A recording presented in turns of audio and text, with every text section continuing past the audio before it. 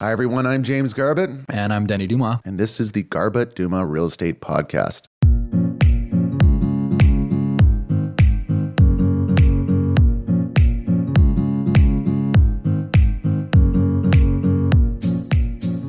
Most of you have probably received your BC assessments in the mail in the last couple weeks. And we wanted to just kind of address them, answer any questions that lots of buyers and sellers ask us every day that we hear daily. Jamie, why don't you start? How much weight do you put on your BC assessment for this year? Because a lot of buyers and sellers that I've talked to, even the first couple weeks, are, I'd say confused is a good word. I'd say a little bit intimidated that they've gone down quite a bit in the last, since last year. How much weight do you put on yours? It seems like you've got six in front of you. I brought six with me, Denny, just so I can talk about it. But I put very little. I mean, it's a guidance, but it's not accurate. And you know, as I stare at the six in front of me, I'd say two of them are within 10% of the value. But you know, well, we'll get into it. Yeah. But being January, this is the time where everyone talks about it. And I get a lot of people that kind of feel that it reflects the current market. So if it goes down 20%, they feel like they just lost 20% of the value of their home overnight. Mm-hmm. And if it goes up 20%, they feel that they just got rich overnight. Whereas, you know, they're assessed from the July prior. And from a realtor perspective, we look at recent sales and these don't reflect recent sales or updated renovations or, you know, you can't have a government body accurately assess every single house. From an algorithm. Yeah, from an algorithm.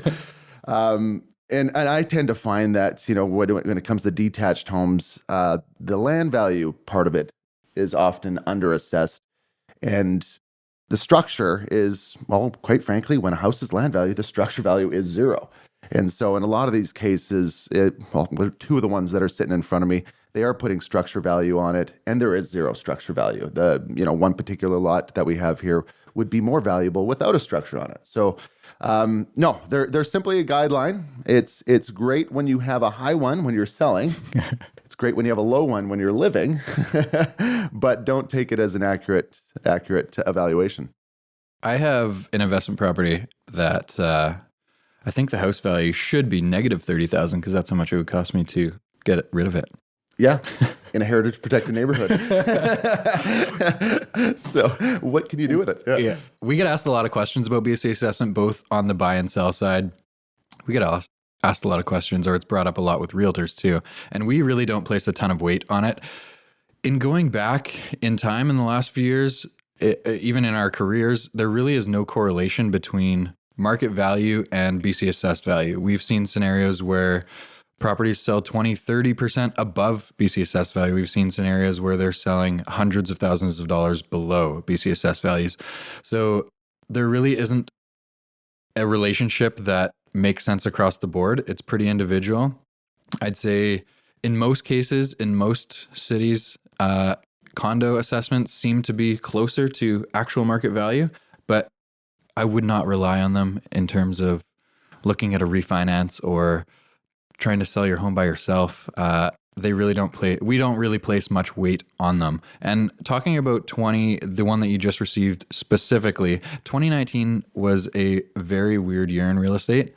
The first 6 months of the year were very slow, and typically we see the reverse of that, where the spring is the busiest time of year. So these assessments were done by the government in July, which potentially was one of the slowest times of the year for 2019.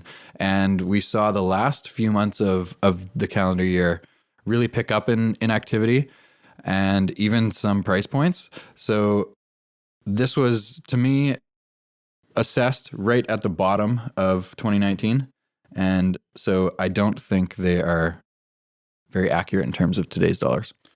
Yeah, they mentioned on these assessments important dates. So, you know, on the right column, if you have one of these with you, you'll see July 1st, 2019, assessed value of the property market as of that date. Mm-hmm.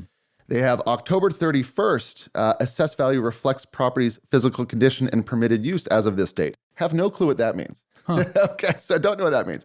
But an important thing is, if you feel that you're overassessed and you want to lower it, you know, to save some property taxes, or you feel that you're underassessed You want to raise it because you're selling this year.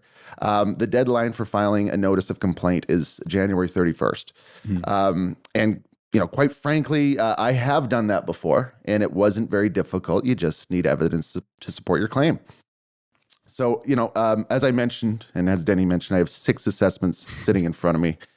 And I do believe condos are a little more accurate. I do believe houses are a little less accurate because they don't always account for renovation values and land values. But let me just kind of maybe rank the accuracy of different types of assessments and evaluations that you can get.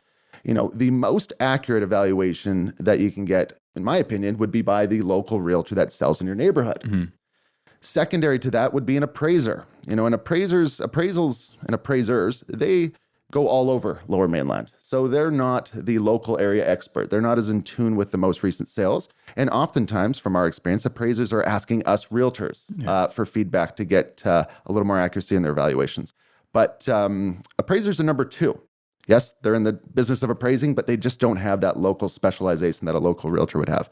It would be like a local realtor in New West appraising a West Van property. That would be the equivalent of, appraisers' expertise. I think it's important to say, appraisers are very necessary for financing, and someone needs to do an unbiased evaluation of a home.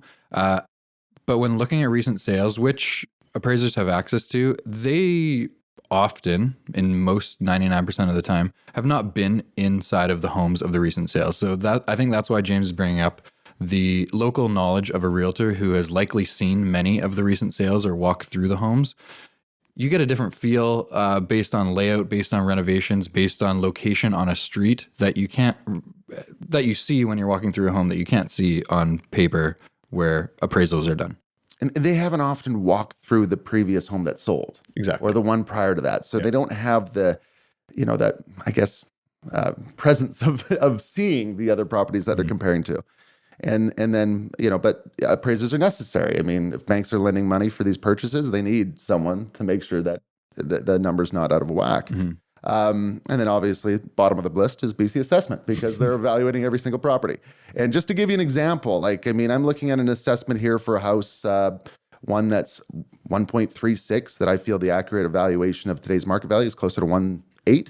So that's maybe a 30% discrepancy. Another one here that's 602,000. That's actually pretty accurate. There's another one here, 1.331. It's probably worth 1.5. So anyway, those I'm not going to go into detail. I can't, let you know where these homes are and all that because it's changing. Oh, I don't know what it's changing. Anyway, appraisals. Denny, take it over. This is I'd say I don't know where I'm going with this. If you're thinking about selling early in 2020 or you're interested in refinancing to look at purchasing an investment property or something like that, just reach out to your local agent. They're going to be able to give you a pretty accurate evaluation in a short period of time. I wouldn't rely solely on these computer-generated numbers that the government is sending out for property tax purposes solely. Yeah, and don't lose your mind if the appraisal comes in too low or the assessment comes in too low. Yeah.